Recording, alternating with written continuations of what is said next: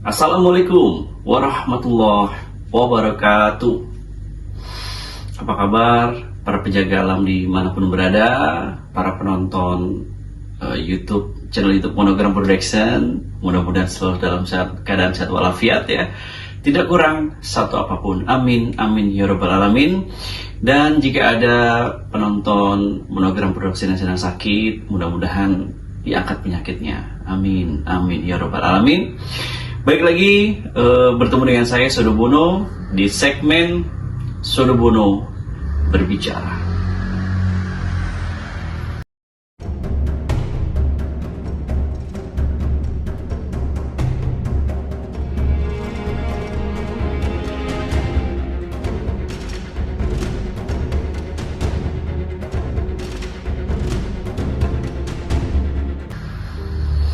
Ya, para pengawal kasus Subang, ya, kalau saya sudah menyebutkan para pengawal kasus Subang, berarti kita masih terus mengawal kasus ini dan membahas tentang kasus ini.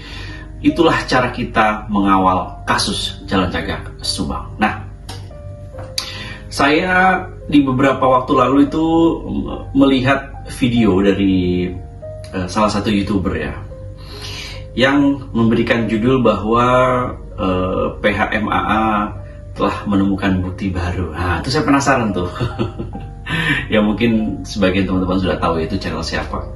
Nah, kemudian saya coba untuk setel buka channel itu, saya dengarkan bahwa di situ terdengar suara dari Ibu Sil ya, yang memang selaku kuasa hukum dari MAA.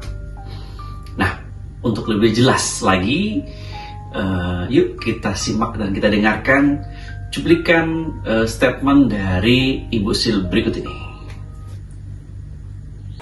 Bahkan Yosef, Mimin, Abi, dan Arihi itu ditersangkakan sejak 16 Oktober tahun 2023. Mohon dicatatkan itu. Kemudian mereka dijemput dari rumahnya tanggal 17 Oktober 2023. Bahkan ada surat penggeledahan terhadap rumah Bu Mimin di tanggal 17 Oktober 2023. Secara hukum, apa yang dilakukan oleh pihak kepolisian Polda Jabar itu sudah menyalahi aturan. Aturan apa? Aturan dari putusan MK. Putusan MK itu ada 3 karakteristik, ya. 3 karakteristik itu yang pertama adalah ketika seseorang sudah ditetapkan menjadi tersangka, tidak boleh lagi dimintai keterangan saksi, keterangan tersangka, keterangan ahli, kemudian tidak bisa lagi untuk melakukan penggeledahan dan penyitaan. Apabila itu dilakukan setelah orang ditetapkan tersangka, artinya perolehan barang buktinya itu ilegal alias tidak sah. Ya kan? Nah, menyangkut kepada apa yang barang bukti ini bisa menjadi alat bukti, tapi alat bukti belum tentu barang bukti. Karena kalau bicara alat bukti, kita kembali lagi ke pasal 184 KUHP, yaitu keterangan saksi, keterangan terdakwa, keterangan ahli, surat dan petunjuk. Nah, ini ada yang janggal menurut saya di sini. Bahwa saya menemukan Dr. Setia Betaria Aritonang sebagai ahli DNA forensik ini di BAP pertanggal 24 November 2023. Itu jauh setelah, ya jauh lah dalam hitungan sebulan setelah ditetapkannya tersangka YMA. Di situ beliau katanya dia yang menentukan ada bercak darah di kaos Pak Yosef. Kaos Pak Yosef itu dijadikan alat bukti di persidangan, dan itu satu-satunya barang bukti yang memberatkan Pak Yosef sehingga Pak Yosef divonis 20 tahun.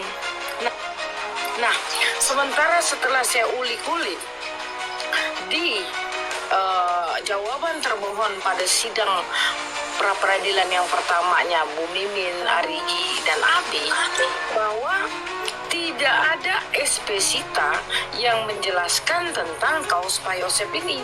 Bahkan celana putih Pak Yosef juga tidak ada. Tapi ujuk-ujuk di persidangan Pak Yosef dimunculkan kaos ini dan celananya Pak Yosef. Bagaimana caranya? Sementara penyitaan tidak boleh dilakukan ketika seseorang sudah ditetapkan menjadi tersangka. Maka dari itu saya nyatakan bahwa alat bukti yang memberatkan Pak Yosef, itu kaos yang dinyatakan berdarah, itu adalah tidak sah alias ilegal. Maka Pak Yosef itu berhak untuk dikeluarkan. Nah, panjang lebar ya, ada kejanggalan katanya terkait apa sih bisa dibilang BAP dari Ibu Berta ya dan sebagainya. Kemudian selalu menekankan kepada penemuan bercak darah di baju Pak Yosef yang katanya itu penyitaannya itu tidak sesuai atau ilegal ya. Bahasanya tidak sesuai dan tidak sah. Oh, bahasanya tidak sah ya. Kemudian saya simak lagi pernyataan Bu Sul ini berkaitan dengan BAP terbaru dan sebagainya. Saya sepanjang saya mengawal kasus ini, kemudian saya mengikuti persidangan ya, itu tidak pernah ada yang ganjil terkait kesaksian para saksi ya. Yang kita tahu bahwa Ibu Berta dan tim IDEN dan sebagainya itu langsung melakukan identifikasi di TKP itu beberapa hari setelah kejadian. Tidak seperti apa yang dinyatakan oleh Bu Sul ini bahwa katanya pada tahun 2023 gitu. Saya tuh nggak pernah dengar itu ya. Dan laporan BAP pun itu juga sudah dilengkapi dan dibuat oleh para ahli itu ya beberapa waktu setelah kejadian gitu kan. Yang kalau tidak salah dengar, teman-teman boleh dikoreksi kalau saya salah, dan ada beberapa juga kita dengarkan kesaksian ya, memang saat pengakuan Danu itu kan kembali lagi dimintai keterangan ya teman-teman ya. Saat Danu mengaku itu kan kembali lagi dimintai keterangan. Jadi menurut hemat saya, pendapat saya bahwa kalaupun seandainya itu tertulis 23 tahun 2023 itu kan karena memang BAP-nya kembali lagi diperbarui, benar nggak? Tapi menurut dari kesaksian para tim identifikasi itu ya sesuai dengan apa yang terjadi di lapangan pada saat identifikasi. Nah, dan beliau juga mengatakan bahwa ada kejanggalan terkait ya bercak darah Pak Yosef itu katanya diambil setelah jauh dari kejadian. Nah, ini mau saya luruskan juga. Saya ada bukti fakta persidangannya, yaitu kesaksian dari Pak Irlan yang langsung menyita baju Pak Yosef itu di hari kejadian. Kalau nggak percaya, ayo kita simak bersama-sama kesaksian dari Pak Irlan. Apa yang ditanyakan ke Pak Yosef? Ya, setelah di Polsek saya menanyakan kronologis pertama Pak. Ya. Bagaimana ceritanya ini Pak Yosef kan gitu. Ya. Dia menceritakan awal Pak, saya pagi-pagi ke rumah, mobil sudah menghadap keluar katanya seperti gitu. Ke jalan, lalu saya panik. Nah gitu, panik mencari kunci mobil. Mencari kunci mobil ke dalam, setelah itu nggak ketemu katanya gitu Pak. Iya. Seperti gitu lah. Kalau ke belakang rumah, belakang lihat banyak darah katanya. Darah. Nah setelah itu lapor Pak RT. Pak RT cerita seperti itu. Ditanyakan nggak ke Pak Yosef? Dia tahu nggak dalam itu ada mayat? Dia bilang nggak pernah ketemu mayat dengan saya Pak. Dia nggak ngelihat atau nggak ngelihat? Ya, saya menanyakan, Pak anak saya juga nggak ada katanya dalam rumah beserta istri saya. Nggak ada katanya dalam rumah beserta istri saya. Terus? Nah habis dari itu saya nanya-nanya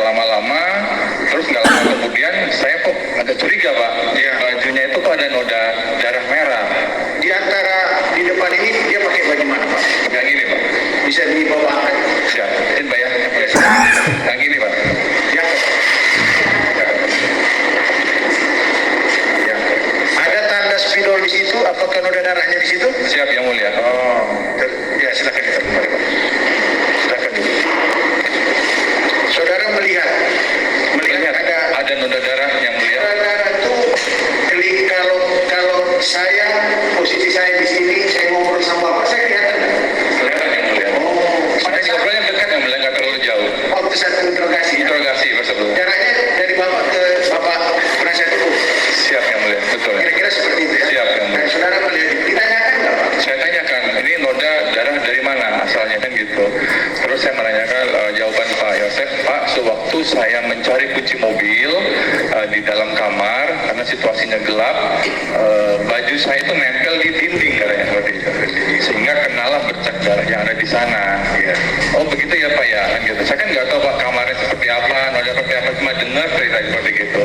Oke, terus apalagi Pak yang, iya Pak saya nggak tahu waktu saya nyari kunci mobil, tiba-tiba ada noda darah di sini kan gitu.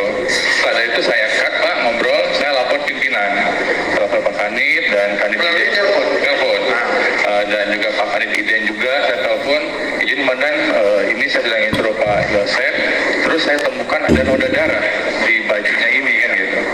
Ya udah kalau gitu segera kalau bisa diamankan kan gitu Pak. Tapi karena waktu itu belum ada baju ganti kan gitu, kita ngobrolnya terus kan gitu.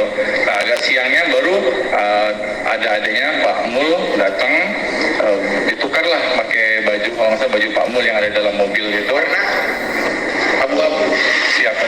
Saya lupa lagi yang mulai kalau tukar warna ya. Yang jelas baju ini ditukar. Baju itu dibuka, baju ini dibuka, kemudian diserahkan kepada saudara. Siap, serahkan di polsek, kita simpan di polsek. Itu sekitar jam berapa ya Pak? Itu menjelang sore yang mulia ya. Menjelang sore.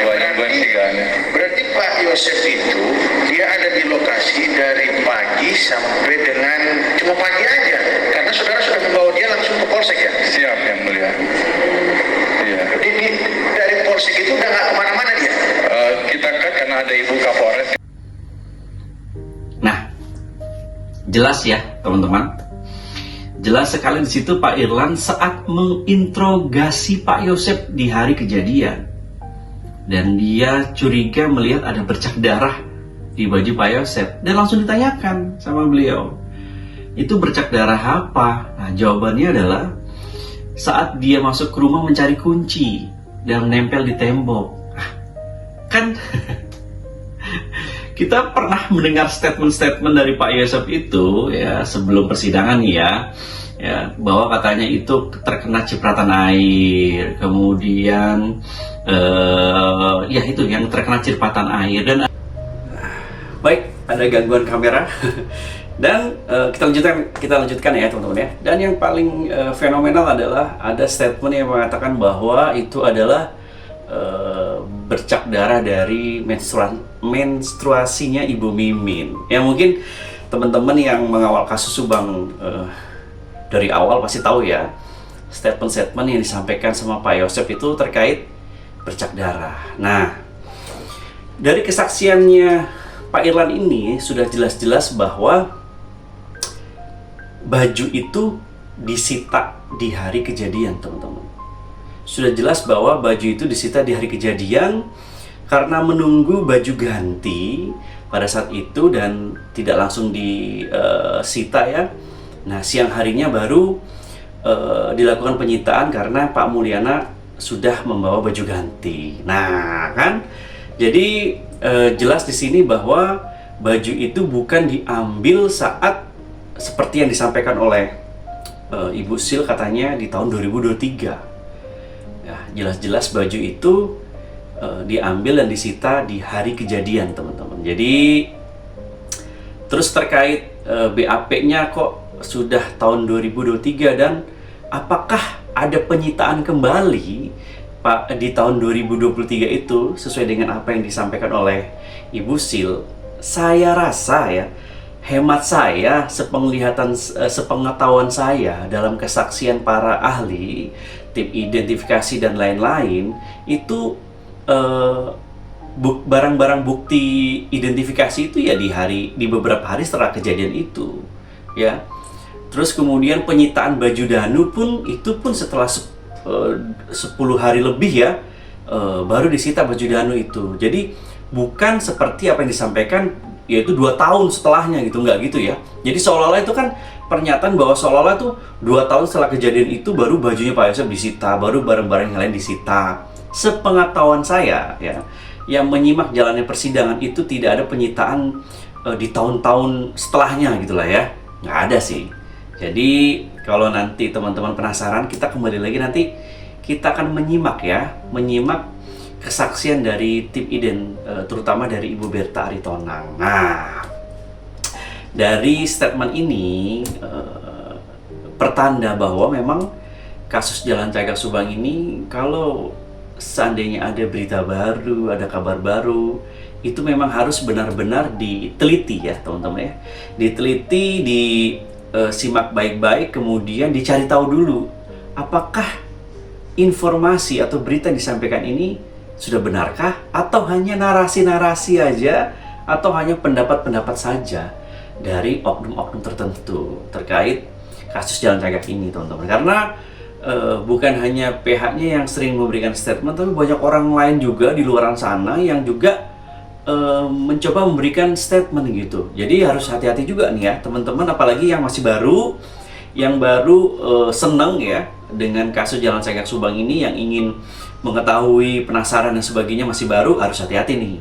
Jangan sampai ditelan mentah-mentah informasi atau berita-berita yang berkaitan dengan kasus Jalan Cagak Subang. Harus dicari tahu ya, harus dicari tahu dan banyak bertanya dari beberapa sisi ya, jangan dari satu sisi aja. Takutnya bingung nanti. Ya, mungkin itu saja teman-teman yang bisa saya sampaikan, karena video ini saya memang khususkan untuk menanggapi statement dari kuasa hukumnya MAA ya, terkait adanya katanya kejanggalan berkaitan dengan bercak darah atau penyitaan bajunya Pak Yosef. Nah, jadi teman-teman sudah tahu ya, ada kesaksian yang sudah dijelaskan oleh Pak Ilon juga tadi. Jadi ya begitu ya, begitu adanya. Begitu adanya. Jadi saya kembalikan semua ke teman-teman sekalian ya. Dan ada juga kejanggalan yang sebenarnya yang paling fenomenal, kejanggalan yang paling mudah itu terkait kedatangan Pak Yosef di hari kejadian teman-teman. Banyak banget orang berstatement di situ, bersaksi di situ, melihat mobil itu kacanya terbuka semua, termasuk Pak Iran itu. Kacanya kebuka semua, jadi kelihatan ada sesuatu yang aneh dalam mobil. Tapi anehnya Pak Yosef tuh nggak ngelihat apa-apa katanya. Nggak ngelihat apa-apa dalam mobil karena panik gitu jawabannya. Itu kan suatu kejanggalan yang ganjil. Ya, tapi itu semua banyak orang-orang yang tidak memperdulikan itu gitu ya. Nah, jadi saya kembalikan lagi ke teman-teman semua. Oke. Untuk itu terima kasih teman-teman sudah mengawal kasus ini. Bravo untuk para penyidik. Mudah-mudahan bisa menyelesaikan kasus ini dengan baik. Saya yakin masih ada orang-orang yang terbaik, yang lurus, yang punya niat baik untuk mengungkap kasus ini. Dan mudah-mudahan para tersangka yang terlibat semua bisa ditangkap dan diadili sesuai dengan perbuatannya. Mohon maaf apabila ada salah-salah kata. Sampai berjumpa di video berikutnya. Jangan lupa juga saksikan channel Suara Kisah yang suka cerita-cerita horor ya. Mampir ke channel Suara Kisah dan stay tune terus di Monogram Production. Sampai bertemu di video berikutnya. Wassalamualaikum warahmatullahi wabarakatuh.